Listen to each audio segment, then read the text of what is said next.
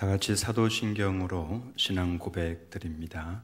전능하사 천지를 만드신 하나님 아버지를 내가 믿사오며 그 외아들 우리 주 예수 그리스도를 믿사오니 이는 성령으로 잉태하사 동정녀 마리아에게 나시고 본디오 빌라도에게 고난을 받으사 십자가에 못 박혀 죽으시고 장사한 지 사흘 만에 죽은 자 가운데서 다시 살아나시며 하늘에 오르사 전능하신 하나님 우편에 앉아 계시다가 저리로서 산 자와 죽은 자를 심판하러 오시리라. 성령을 믿사오며 거룩한 공회와 성도가 서로 교통하는 것과 죄를 사하여 주시는 것과 몸이 다시 사는 것과 영원히 사는 것을 믿사옵나이다. 아멘.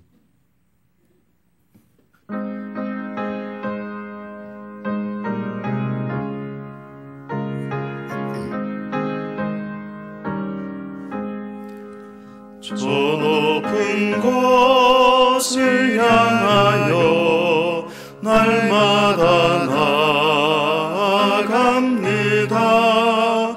내 뜻과 정성 모아서 날마다 기도합니다.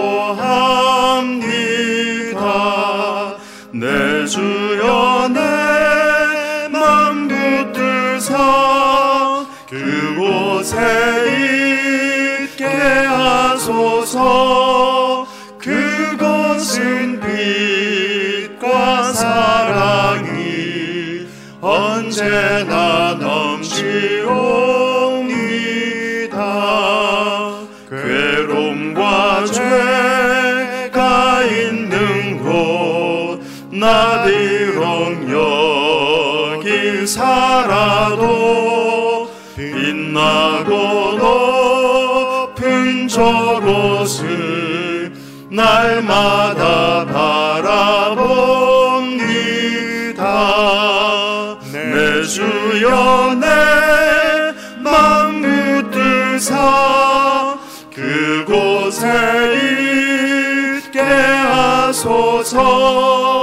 그곳은 빛과 사랑이 언제나 넘치옵니다. 의심의 안개 거치고 근심의 구름 없는 곳 기쁘고 참된 평화가 거기만 있사옵니다. 내 주여 내 맘 붙들사 그곳에 있게 하소서. 그곳은 빛과 사랑이 언제나 넘치옵니다. 험하고 높은 이 길을 쌓으며 나아갑니다. 다시금 기도하오니 내 주여 인도하소서. 내 주여 내 맘 붙들사 그곳에 있게 하소서. 그곳은 빛과 사랑이 언제나 넘치옵니다. 내 주를 따라 올라가 저 높은 곳에 우뚝 서 영원한 복락 누리며 즐거운 노래 부르리. 내 주여 내 맘 붙들사 그곳에 있게 하소서. 그것은 빛과 사랑이 언제나 넘치옵니다.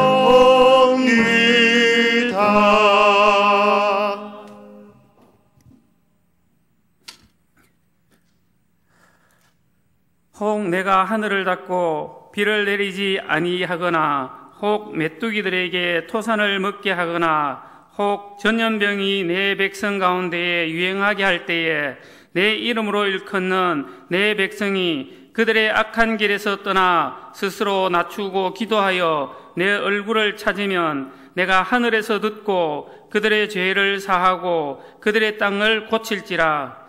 언제나 사랑으로 우리를 돌보시며 생명과 영생과 재물을 공급하시는 신실하신 하나님, 인자하시고 신실하신 하나님을 찬양합니다.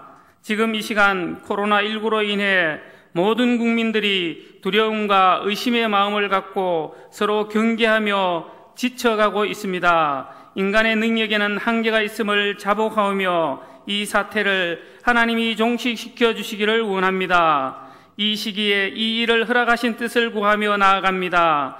이 일을 통하여 오직 하나님만이 왕이시며 능력이심을 모든 사람이 알게 하시고 회개운동이 일어나게 하여 주시옵소서.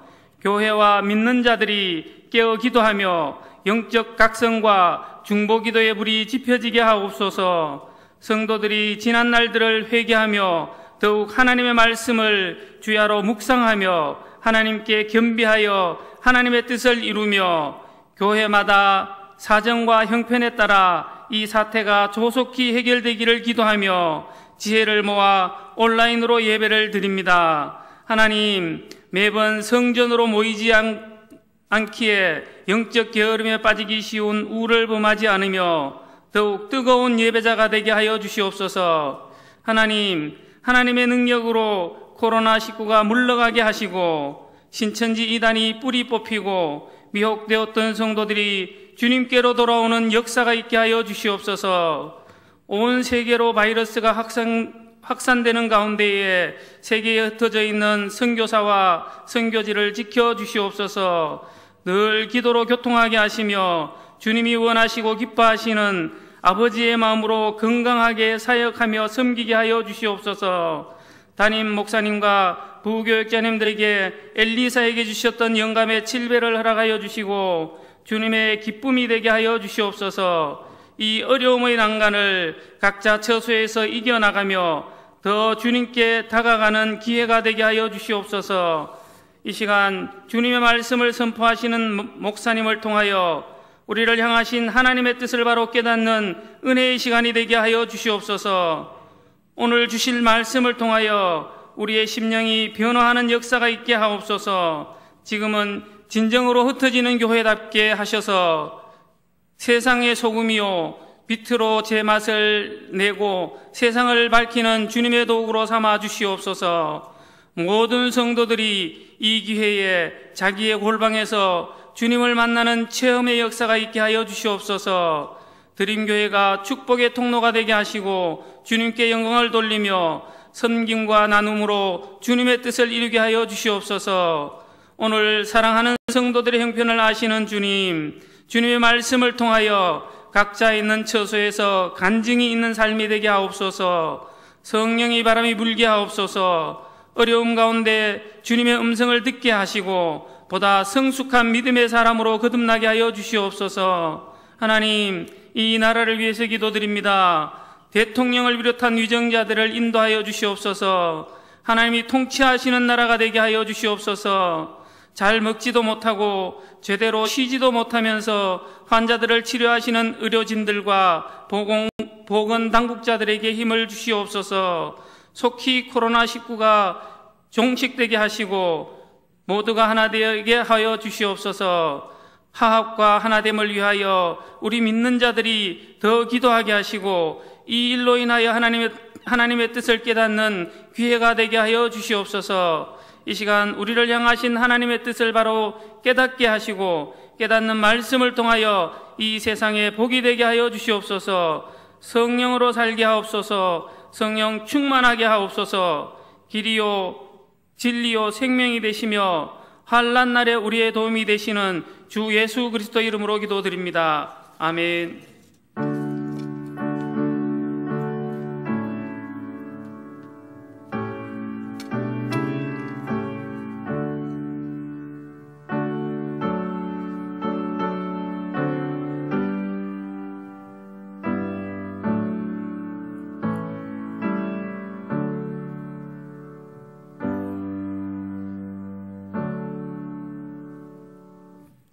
교회 소식 알려드리겠습니다. 드림교회 모든 성도님들 평안하셨습니까? 현재 3주째 우리가 모이지 못하고 영상으로 예배를 드리고 있습니다. 교회 나오지 못한다고 해서 그냥 편안하게 지내시면 안 됩니다.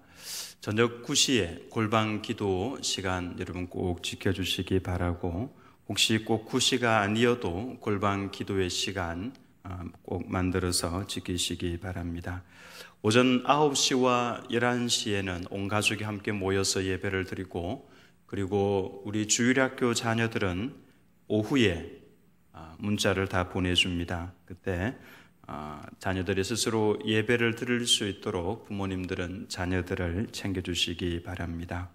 그리고 힘든 시기입니다마는 우리 드림교회에서도 이 사회에 대해서 두 가지로 돕기로 했습니다. 첫 번째로는 대한적십자사 대구 지부에서 코로나 바이러스로 인해서 힘들어하고 있는 분들을 돕고 있습니다. 그래서 우리도 재정이 넉넉하지는 않지만은 성금을 500만 원을 보내기로 결정을 했습니다. 그리고 두 번째로는 우리 주변에 있는 어려운 분들을 우리 성도님들을 포함해서 돕기로 했습니다. 여러분 온라인으로 헌금을 하실 때에 교회 계좌번호로 들어오셔서 헌금을 하실 때에 11조 헌금이면은 11조라고 쓰시고, 감사 헌금이면은 감사라고 쓰시고, 주일 헌금이면 주일이라고 쓰시기 바랍니다. 그리고 코로나 바이러스로 인해서 우리가 주변을 돕고자 하는 마음으로 헌금을 하시면은 그곳에 구제라고 기록을 해주시기 바랍니다. 그러면 저희가 구분을 해서 사용을 하도록 그렇게 하겠습니다. 지역사회의 어려운 분들을 돕는 일에도 여러분 함께 마음을 다해 주시면 고맙겠습니다. 그리고 지난주까지 온라인으로 헌금하신 분들 명단을 보내드리도록 하겠습니다. 네. 11조 예물, 그리고 감사 예물도 보시고요. 그리고 선교 헌금 또 온라인으로 보내주신 분들이 계십니다. 그리고 비정관 건축 헌금도 보내주셨습니다. 혹시 명단을 보시고 누락이 되신 분이 계시면 교회 사무실로 연락을 해주시기 바랍니다. 그리고 장례 광고를 드리겠습니다. 고한송 집사님의 부인 되시는 분이 2월 24일에 하나님의 부름을 받으셨습니다. 그리고 정옥득 권사님, 최달우 집사님의 어머님이십니다. 3월 4일 지난주 수요일에 하나님 부르심을 받으셔서 교회에서 집례를 했습니다. 가정에 특별한 일들이 있으면은 교회로 연락을 해주시면은 고맙겠습니다. 기도하겠습니다. 하나님 아버지, 이 시기 가운데에서 날마다 하나님을 찬송하며 하나님의 손을 꼭 붙잡고 하나님과 날마다 동행하면서 하나님과 함께하는 사람은 이렇게 살아가는 것이다라고 하는 것을 보여줄 수 있는 드림교회의 모든 성도들이 될 수 있도록 힘을 더하여 주옵소서. 하나님 아버지 앞에 이 시간에 귀한 예물 구별하여서 주님 앞에 드려오니 하늘문을 활짝 여시고 풍성한 하나님의 은혜로 가득 채워 주옵시며, 드림교회 모든 성도님들의 가정 위에 또 직장, 기업 위에 하나님의 섬세한 도우심으로 보호하심으로 함께하여 주옵소서. 드림교회 모든 성도님들이 있는 위치에서 하나님께 영광을 돌리게 하여 주옵시며 주님의 크신 능력으로 함께 하시는 것을 깨달아 알 수 있도록 도와주옵소서. 예수님 이름으로 기도합니다. 아멘. 찬송가 438장 1절 부르면서 하나님 앞에 예물 드리겠습니다. 가정에서도 예물을 드리시기 바랍니다.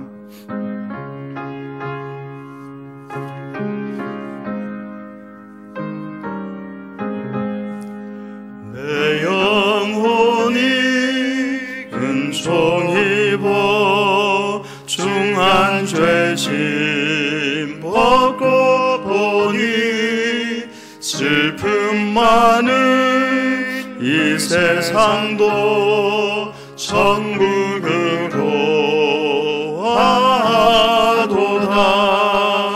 할렐루야 찬양하세.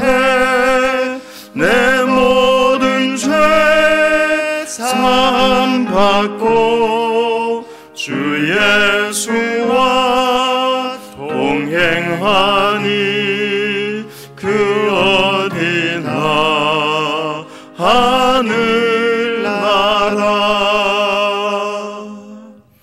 은혜 받으실 하나님의 말씀은 요나서 1장 11절에서 16절 말씀까지 구약 성경 1287면입니다. 하나님의 말씀은 요나서 1장 11절에서 16절 말씀까지 구약 성경 1287면입니다. 제가 봉독합니다. 바다가 점점 흉용한지라 무리가 그에게 이르되 우리가 너를 어떻게 하여야 바다가 우리를 위하여 잔잔하겠느냐 하니 그가 대답하되 나를 들어 바다에 던지라. 그리하면 바다가 너희를 위하여 잔잔하리라. 내가 이 큰 폭풍을 만난 것이 나 때문인 줄을 내가 아노라 하니라. 그러나 그 사람들이 힘써 노를 저어 배를 육지로 돌리고자 하다가 바다가 그들을 향하여 점점 더 흉용함으로 능히 못한지라. 우리가 여호와께 부르짖어 이르되 여호와여 구하고 구하오니 이 사람의 생명 때문에 우리를 멸망시키지 마옵소서.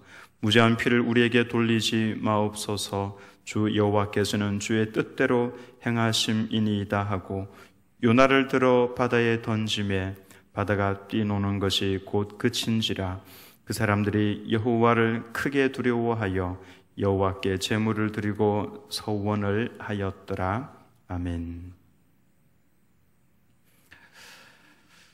하나님의 말씀이 요나에게 임했습니다. 그 말씀은 니느웨로 가서 말씀을 증거하라는 것이었죠. 왜 하나님께서 수많은 도시 가운데에서 하필 니느웨를 콕 집어서 말씀을 하셨겠습니까? 니느웨가 어떤 도시인지는 2절 말씀에 보면 나와 있죠. 2절에 보면은 너는 일어나 저 큰 성읍 니느웨로 가서 그것을 향하여 외치라. 그 악독이 내 앞에 상달되었음이니라 하시니라. 이 성의 첫 번째 특징은 큰 성읍 니느웨라고 기록을 하고 있습니다. 얼마나 큰 성읍이었냐 하면은 당시에 아수르의 수도가 니느웨였죠. 전 세계를 제패하고 있는 나라의 수도였기 때문에 엄청난 규모였을 것이라고 생각을 합니다. 니느웨 요나서 4장 11절에 보면은 그 성에는 좌우를 분별하지 못하는 사람 12만여 명이 있다라고 말씀을 했죠. 성경학자들은 좌우를 분별하지 못하는 사람에 대해서 아마도 어린 아이들일 것이다 그렇게 추정을 합니다. 그리고 어쩌면은 도덕적으로 아주 문란해져서 정말로 좌우를 분별하지 못하는 그 사람들의 숫자가 12만여 명일 것이다 라고 합니다.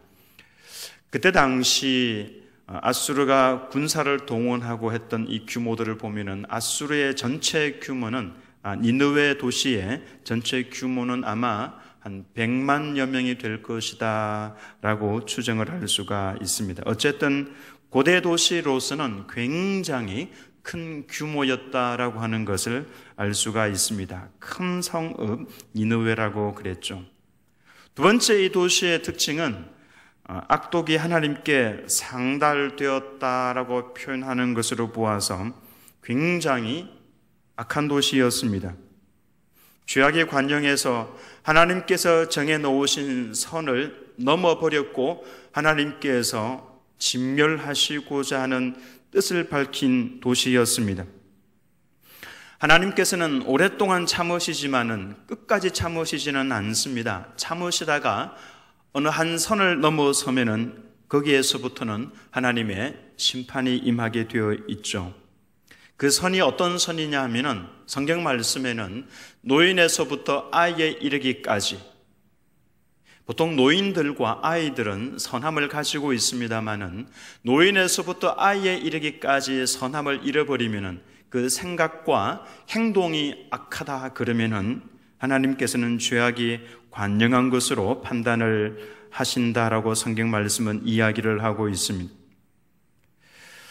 하나님의 심판이 이를 때에 죄악에 관영하면은 하나님의 심판이 이르는데 그 심판은 보통 심판은 아닙니다. 이 심판을 가리켜서 히브리어로 헤렘이라고 그럽니다.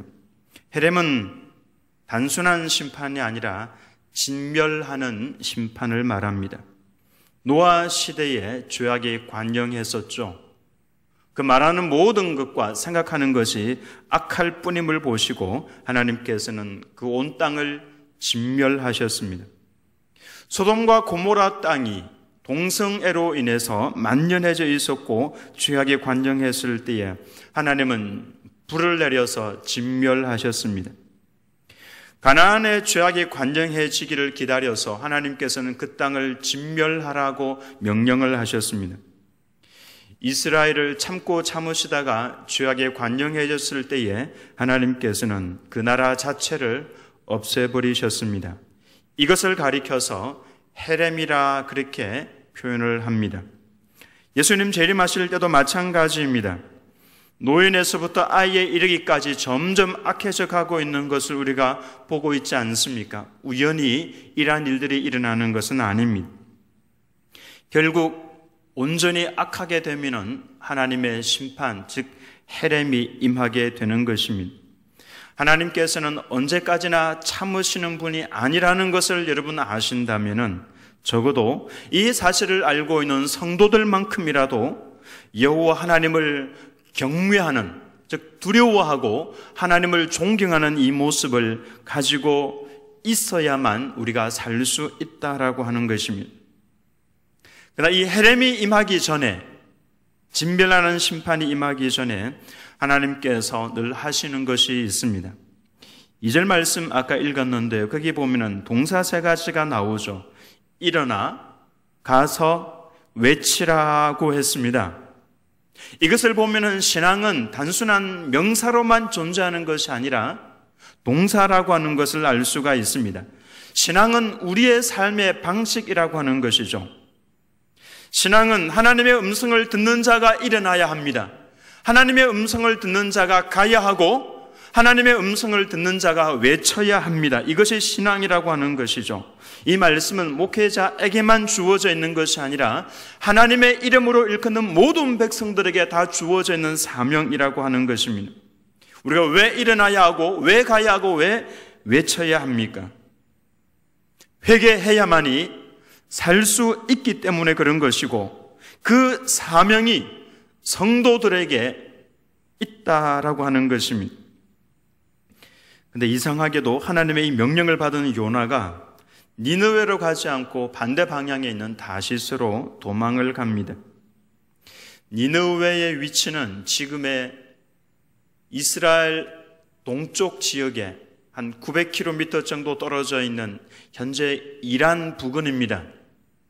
그곳이 니느웨죠. 하나님은 이스라엘의 동쪽으로 가라고 명령을 하셨습니다마는 요나는 다시스로 갔습니다. 배를 타고 지중해에서 배를 타면은 동쪽이 아니라 서쪽으로 갈 수밖에 없죠. 아마도 학자들은 이 다시스가 스웨덴의 작은 항구 도시에 있는 그 다시스일 거라고 생각을 합니다. 서쪽으로 한 3,000km를 가야, 배를 타고 가야 있는, 그때 당시로서는 그 땅 끝이라고 알고 있었던 다시스로 배를 타고 도망을 가게 된 겁니다. 여러분, 요나가 왜 이런 행동을 했겠습니까? 어찌해서 하나님의 명령을 불순종했겠습니까? 아수르는 말씀드린 것처럼 니느웨는 아수르의 수도이죠. 이스라엘을 자주 침략을 했습니다. 그들의 아버지, 어머니와 형제들을 칼날로 죽였던 민족입니다. 잔인하기로 소문난 나라입니다. 이스라엘의 철천지 원수와 같이 인식이 되는 그런 나라였죠. 요나의 마음뿐만이 아니라 이스라엘 모든 백성들의 마음속에 저 아수르는 멸망을 받았으면 좋겠다라고 생각을 하고 있는 바로 그러한 나라였습니다. 2절 말씀에도 악독이 하늘에 다다를 정도로 아주 악한 그러한 도시가 니느웨였습니다. 근데 그곳에 가서 하나님의 말씀을 외치라고, 회개해야 살 수 있다라고 하는 하나님의 말씀을 외치라고 하니까 니느웨 이 요나가 불순종을 하고 도망을 간 것입니다. 하나님의 말씀과 내 생각이 이처럼 충돌될 때가 있습니다. 그때는 내 생각을 내려놓는 것, 이것이 바로 자기 부인이죠. 예수님 말씀하실 때에 나를 따라오려거든, 즉 내 제자로 따라오려거든 자기를 부인하라, 이렇게 말씀을 하셨습니다. 하나님의 말씀과 내 생각이 부딪힐 때에 내 것을 과감하게 내려놓으라고 하는 것이죠. 이것이 신앙생활입니다. 하나님께서는 멈추라고 분명히 말씀을 하고 계심에도 불구하고 무시하고 간다면 그는 신앙생활을 잘못하고 있는 겁니다. 여호와를 경외하는 것이 아니죠. 우리가 이처럼 요나처럼 신앙생활을 잘못하고 있을 때가 너무나 많습니다. 요나에게 여호와의 말씀이 이때만 임한 것이 아니라 그 전에도 임했었죠. 요나의 모습을 보면은 자신의 마음에 맞는 말씀은 당당하게 나가서 선포를 하고 자신의 마음에 맞지 않는 것은 불순종하는 모습을 보여주고 있습니다. 열왕기하 14장 25절에 보면은 하나님의 말씀이 요나에게 첫 번째로 임했던 순간을 이렇게 기록을 하고 있습니다. 이스라엘의 하나님 여호와께서 그의 종 가드 헤벨 아미떼의 아들 선지자 요나를 통하여 하신 말씀과 같이 말씀을 하셨다라고 하는 것이죠. 요나의 입을 통해서 하나님께서 말씀을 하셨는데 이때는 요나가 순종을 합니다. 왜 순종을 했는지 아십니까? 그 말씀이 바로 복을 주는 말씀이었기 때문에 그렇습니다. 여로보암이 이스라엘 영토를 회복하되 하맛 어귀에서부터 아라바 바다까지 하였으니, 과거에 여로보암이 왕이었을 때에 하나님께서 요나에게 말씀을 하셨습니다. 잃어버린 땅을 회복하게 해주겠다라고 말씀을 하셨죠. 그래서 요나가 즉시 순종해서 일어나서 이 말씀을, 하나님의 말씀을 선포했습니다. 우리나라에 복이 되는 말씀이었으니까 요나는 당당하게 선포를 했죠. 말씀에 순종을 했습니다마는 두 번째 하나님께서 주신 이 말씀에 대해서는 순종하기가 싫었습니다. 그의 마음과 하나님의 마음이 충돌을 할 때에 내 것을 내려놓아야 됨에도 불구하고 요나는 그렇게 하지 않았습니다. 내 마음에 드는 말씀은 순종을 하고 마음에 들지 않는 말씀은 불순종한다면은 이것은 하나님의 말씀에 대해서 선택적으로 순종하는 겁니다. 하나님의 말씀은 무조건 순종을 해야 됩니다. 우리가 거기에 대해서 선택을 할 수 있는 권한은 없는 것입니다. 가슴 아프게도 요나서를 읽어보면은 요나를 제외하고 모든 것은 다 하나님 말씀에 순종하는 것을 봅니다.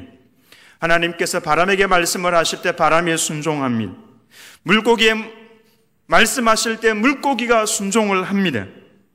박능쿨에게 명령하셨을 때에 박능쿨이 순종을 하고 벌레에게 명령을 했더니 벌레가 순종을 합니다. 불순종한 존재는 딱 요나밖에 없습니다. 이들 모든 존재들 중에서 가장 많이 하나님의 사랑을 받은 존재가 요나 아닙니까? 하나님께서 가장 아름답게 창조한 사람이고 요나인데 그가 불순종했을 때 하나님 아버지의 마음이 얼마나 아팠겠습니까? 우리가 하나님 말씀에 불순종할 때에 가볍게 지나가지 마시기 바랍니다. 나에게 모든 사랑을 다 쏟아 부어주고 계시는 하나님 아버지께서는 우리의 순종과 불순종 하나하나에 따라서 가슴 아파하기도 하시고 나 때문에 기뻐하기도 하신다라고 하는 것입니다. 요나서를 읽어보면은 모든 일들이 우연히 일어난 것처럼 보입니다. 요나가 다시스로 배를 타고 도망을 가는데 큰 폭풍이 일어났죠. 이거 우연이겠습니까? 배 밑창에 자고 있던 요나를 깨워서 이 일이 누구로 인해서 일어났는지 제비를 뽑았을 때 요나가 뽑혔습니다. 이 일이 우연히 일어났겠습니까? 이 일 속에 하나님께서 개입을 하고 계시는 것이죠. 요나를 들어서 바다에 던졌을 때에 지나가고 있던 커다란 물고기가 요나를 삼켰습니다. 우연히 일어났겠습니까? 나중에 소화가 되지 않는 이물질이라고 물고기가 토해내었죠. 바다에 토해낸 것이 아니라 육지에 가서 토해냈습니다. 이것이 우연이겠습니까? 절대로 우연이 아닙니다. 어떤 것도 우연히 일어나는 일은 없는 것입니다. 하나님께서는 정확한 타이밍을 가지고 아주 정확한 장소와 시기를 가지고 일하고 계시는 겁니다. 이렇게 볼 때에 우리 개인사에 일어나고 있는 일들과 역사 속에서 일어나고 있는 이 모든 일들은 우연이 아닙니다. 하나님의 개입하심과 하나님의 허락하심이 있는 것이죠.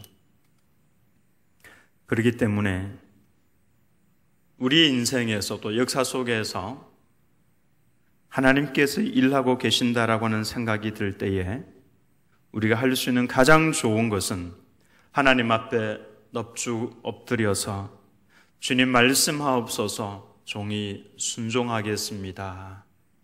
이 자세가 가장 좋은 자세입니다. 지금 우리나라는 코로나 바이러스로 인해서 굉장히 힘든 중에 있습니다. 분명히 기억하실 것은 이것은 결단코 우연이 아니라고 하는 것입니다.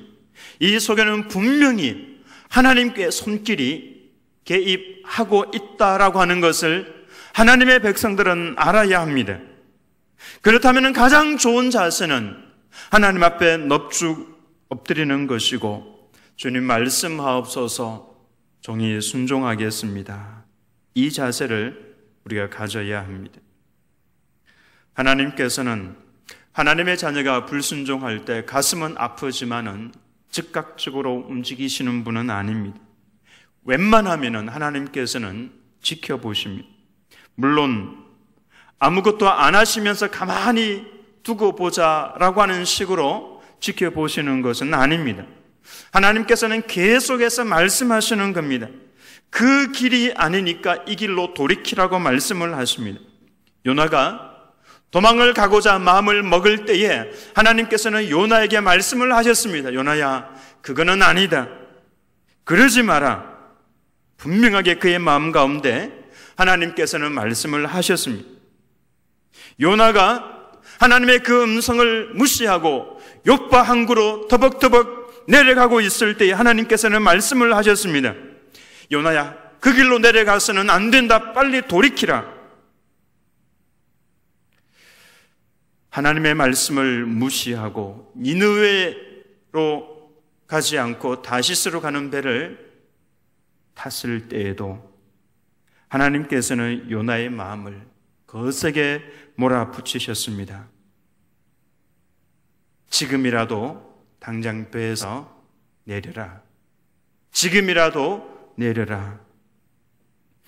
하나님께서는 하나님의 백성이 불순종의 길을 걸어갈 때에 가만히 내버려 두지 않습니다. 말씀을 하시는 겁니다. 말씀을 한 번만 하시는 것이 아니라 계속해서 말씀을 하시다가 여러분 자녀들을 훈계할 때 말로만 하다가 안 되면 어떻게 합니까? 회초리를 들죠. 하나님께서도 무조건 회초리 드시는 것이 아닙니다. 끊임없이 말씀하시다가 결국 계속해서 불순종의 길을 걸어가고 있으면은 행동으로 옮기시는 겁니다. 회초리를 드시는 거죠.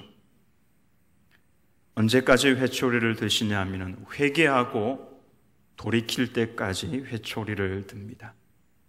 여러분, 부모님이 말씀으로 훈계를 할 때 돌이키면 손해가 많지 않습니다만은 회초리를 들고 난 다음에 돌이키면 여운이 많이 남습니다. 그래서 우리가 회개를 하고 하나님 앞에 가슴을 치며 통곡을 해도 그 여운은 있을 수 있습니다. 손해도 많이 볼 수가 있는 것이죠. 결국 어떻게 하십니까? 요나는 만민 가운데 다 자신의 잘못이 드러나게 됩니다. 배 밑창에서 자고 있던 요나는 결국 자신이 하나님을 믿는 사람이라고 하는 것과 하나님의 말씀에 불순종해서 이 길을 지금 도망가고 있다라고 하는 것이 다 드러나게 되었습니다. 하나님께서는 당신의 백성들이 불순종의 길을 걸어갈 때에 결정적인 순간에 드러나게 만드십니다. 겉으로 보면은 고상한 하나님의 백성인 것 같은데 나중에 다 드러나고 나면은 얼마나 부끄럽겠습니까? 그러니 속히 하나님 앞에 엎드려서 가슴을 치면서 회개하는 것만이 덜 맞는 길이고 속히 회복을 할 수 있는 길이라고 하는 것입니다. 그러면 어떻게 하나님께서 회복의 길로 이끌어 가십니까? 오늘 1장 말씀을 읽어보면은 세 가지 단어가 반복해서 나오고 있습니다. 바로 두려워한다라고 하는 말씀이죠. 첫 번째 두려움이 5절 말씀에 나옵니다. 4절과 5절 말씀을 같이 한번 읽어보겠습니다. 시작. 여호와께서 큰 바람을 바다 위에 내리시매 바다 가운데에 큰 폭풍이 일어나 배가 거의 깨지게 된지라. 사공들이 두려워하여 각각 자기의 신을 부르고 또 배를 가볍게 하려고 그 가운데 물건들을 바다에 던지니라. 그러나 요나는 배 밑층에 내려가서 누워 깊이 잠이 든지라. 첫 번째 두려움은 큰 폭풍으로 인한 것이었습니다. 사공들 전부가 두려워했습니다. 그들 앞에 일어난 현상이 너무 무서웠기 때문에 사람들이 다 두려워서 떨고 있었습니다. 이것이 바로 세상 사람들이 두려워하는 두려움의 1차적인 모습입니다. 우리의 길을 가로막고 있는 현상들로 인해서 사람들은 그 두려움을 이겨내기 위해서 할 수 있는 것들을 다 합니다. 자신들의 신들의 이름을 부르고 물건들을 들어서 바다에 던지면서 배를 가볍게 했습니다. 현재 코로나 바이러스 두려운 존재죠. 그래서 사람들은 이 배에 있던 사공들이 했던 것처럼 그들이 할 수 있는 모든 조치들을 다 취하고 있습니다. 각자 믿는 신들의 이름을 부르고 있고 기도하고 있고 마스크를 구입하기 위해서 줄을 서고 있고 최대한 사람들을 만나지 않으려고 하고 또 입원도 하고 여러 가지 정보들을 공유도 하고 좋다는 음식도 먹으면서 건강을 챙기려고 애를 쓰고 있습니다. 그리고 두 번째 두려움은 여기에서 조금 더 심화된 두려움이죠. 이 일이 누구로 인해서 일어났는가 제배를 뽑아보니까 요나가 뽑혔습니다. 근데 요나는 자신이 누구인지를 이야기를 합니다. 9절과 10절 말씀을 같이 읽겠습니다. 시작. 그가 대답하되 나는 히브리 사람이요 바다와 육지를 지으신 하늘의 하나님 여호와를 경외하는 자로라 하고 자기가 여호와의 얼굴을 피함인 줄을 그들에게 말하였으므로 무리가 알고 심히 두려워하여 이르되 네가 어찌하여 그렇게 행하였느냐 하니라. 풍랑이 일어난 이유가 하나님의 사람이 하나님의 말씀에 불순종했기 때문에 그 죄로 인해서 일어난 것임을 알고 그들이 심히 두려워했다라고 합니다. 세 번째 두려움은 이것보다도 조금 더 큰 두려움입니다. 첫 번째 두려움은 일어난 현상으로 인해서 일어난 두려움이고 두 번째 두려움은 죄로 인해서 일어난 것이라는 것을 깨닫고 두려워했습니다. 세 번째는 15절에서 16절 말씀에 나오죠. 같이 읽습니다. 시작. 요나를 들어 바다에 던지매 바다가 뛰노는 것이 곧 그친지라. 그 사람들이 여호와를 크게 두려워하여 여호와께 제물을 드리고 서원을 하였더라. 여호와를 크게 두려워했다라고 말씀을 합니다. 우연히 일어난 일이 아니라 하나님의 주권 하에서 일어난 일이라고 하는 것을 알고 그들은 이제 하나님께서 살아계시는 분이라는 것, 역사하시는 분이라는 것을 알고 크게 두려워했다라고 했습니다. 한국의 모든 국민들이 코로나 바이러스로 인해서 두려워하고 있습니다. 이 화를 변하여서 복이 되도록 할 수 있는 방법이 있습니다. 코로나 바이러스로 인해서 두려워하는 것이 첫 번째 두려움입니다. 성도들이 이 현상으로 인해서만 두려워하고 있다면, 코로나 바이러스라면 이 전염병으로 인해서만 두려워하고 있다면 세상 사람들과 별반 다름이 없는 것입니다. 이 두려움이 왜 왔습니까? 하나님의 사람의 죄로 인해서, 성도들의 죄로 인해서 왔다는 것을 알아야 합니다. 바로 하나님을 경외하면서 섬기고 있다고 하는 나 자신으로 인해서 왔다라고 하는 죄를, 이 죄로 인해서 왔다고 하는 것을 우리는 알아야 합니다. 오늘 전염병이 갈수록 창궐하고 있습니다. 확진자가 6,767명이었습니다. 어저께까지 사망자가 45명입니다. 대구 사람 500명당 1명이 확진자로 판명이 나고 있습니다. 우리 교회의 규모라면은 적어도 한 2명 정도가 확진자라고 하는 통계가 나오는 겁니다. 물론 우리 교회는 아직까지는 괜찮습니다만은 전 세계적으로 확진자가 10만 명을 넘어섰습니다. 80여 개국에서 우리나라 사람의 입국을 막고 있습니다. 앞으로 더 많은 숫자가 감염될 것이라고 예측을 하고 어쩌면은 팬데믹을 선포할지도 모른다라고 이야기를 합니다. 팬데믹은 모든 사람들에게 걷잡을 수 없이 전 세계로 퍼져나가는 것을 말합니다. 어제 장례 예배를 인도한다고 지나가면서 보니까 동대구역에 사람이 없습니다. 늘 지나갈 때 보면 차가 막히고 사람들이 북적거렸는데 사람을 찾아보기가 힘들었습니다. 버스에도 타고 가는 사람이 없습니다. 식당가가 문을 많이 닫았습니다. 경제가 힘들어지고 학교가 개학을 연기했습니다. 교회가 문을 닫았습니다. 대한민국의 교회가 들어온 이래로 교회가 이렇게 문을 닫고 공적으로 모여서 예배를 드리지 못했던 적은 없었습니다. 물론 일제 치하에서 강제로 교회가 폐쇄를 당했던 그때를 제외하면은 6.25 전쟁 중에서도 모여서 예배를 다 드렸었습니다. 근데 지금은 교회들이 자발적으로 문을 닫고 있습니다.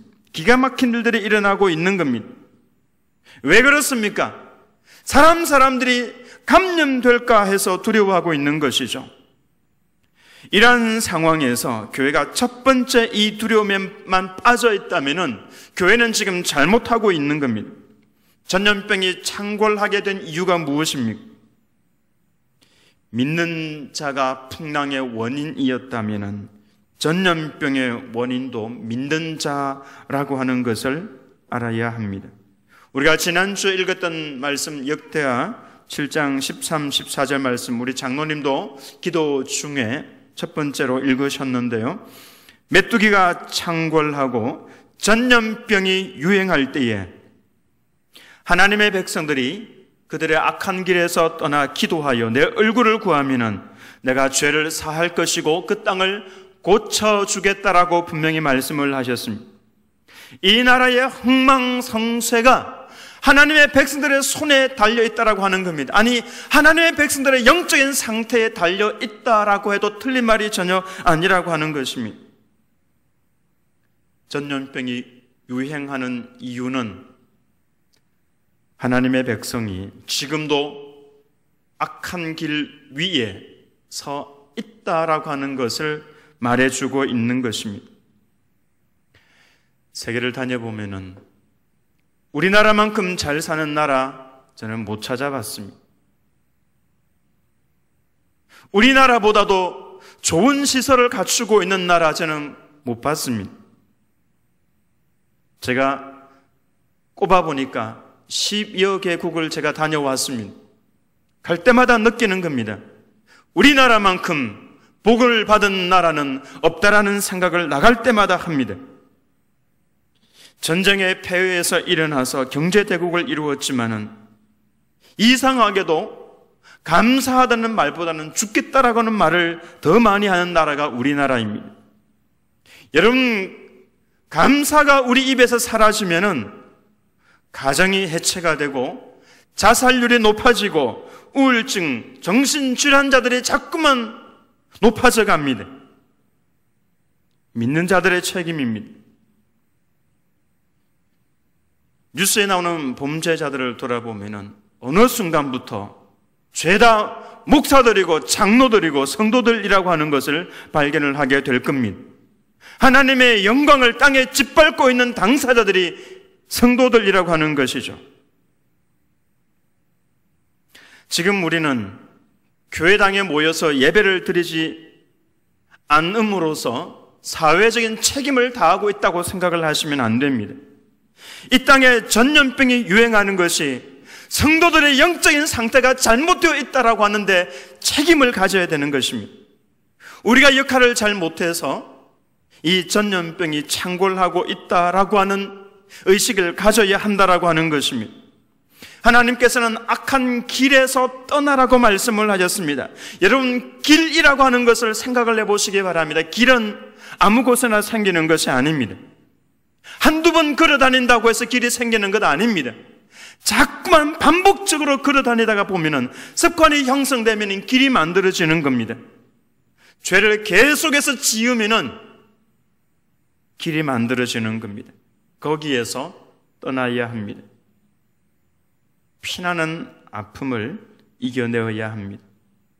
단순히 한번 하나님 용서해 주십시오 이렇게 해서 그 길에서 벗어날 수 있는 것이 아니라고 하는 것입니다. 이 나라의 아픔이 나 때문이라고 하는 이 의식을 우리 성도들이 가지고 있지 않으면 땅을 치면서 통곡하며 회개하는 기도는 하지 않을 겁니다. 6.25 전쟁이 일어났을 때에 부산에 피난민으로 모여들었던 성도들이 어떻게 했는지 아십니까? 회개 기도를 하고 또 하고 그리고 또 했습니다. 회개할 기도 제목이 없었기 때문에 억지로 만들어가지고 그리고 계속해서 회개 기도했었습니다. 부산에 모인 성도들이 다들 가슴을 치면서 회개할 거리가 없어서 기도 제목을 공유하면서 적어서 읽으면서 진실로 회개하고 회개했더니 하나님께서 이 민족을 기적적으로 회복을 시켜주셨던 것입니다. 여러분, 회개하셨다 하더라도 또 하시기 바랍니다. 내 회개 기도가 지금 부족하다라고 하는 생각이 들면은 또 엎드려서 하시기 바랍니다. 회개하는 민족은 망하지 않습니다. 반드시 살아나게 되어 있습니다. 회개하는 성도는 두려움이 사라집니다. 회개하는 성도에게는 성령의 역사를 하시고 바이러스를 태우시고 회개하는 자는 그 마음에 천국이 임하게 되어 있습니다. 회개하라, 천국이 가까이 왔느니라. 천국을 경험하시려면 회개해야만 되는 것입니다. 회개하는 성도는 나도 모르는 사이에 가슴 속에서부터 진정 뜨거운 감사의 눈물이 솟아나게 되어 있는 것입니다. 회개하는 성도가 이 지역을 살릴 수 있고 이 민족을 살릴 수가 있는 것입니다. 회개를 그냥 입버릇처럼 하시면 안 되고 회개의 눈물이 나오지 않으면 여러분의 가슴을 손으로 때리시기 바랍니다. 이놈이 죽일 놈이라고, 이놈이 요나와 같은 놈이라고, 이놈이 선별적으로 하나님 말씀에 순종했다고, 전적인 순종이 아니라 선별적으로 선택해서 순종했다고 여러분의 가슴을 치시기 바랍니다. 골방기도 여러분 꼭 들어가시기 바랍니다. 들어가셔서 이 민족의 전염병은 나 때문이라고 가슴을 치시기 바랍니다. 거기에서부터 성령의 역사가 일어날 것이고 소망은 거기에서부터 번져나가게 될 것입니다. 그런 하나님의 백성으로 하나님 앞에 서시기를 예수님의 이름으로 축원합니다. 다 같이 찬송가 280장을 하나님 앞에서 부르도록 하겠습니다.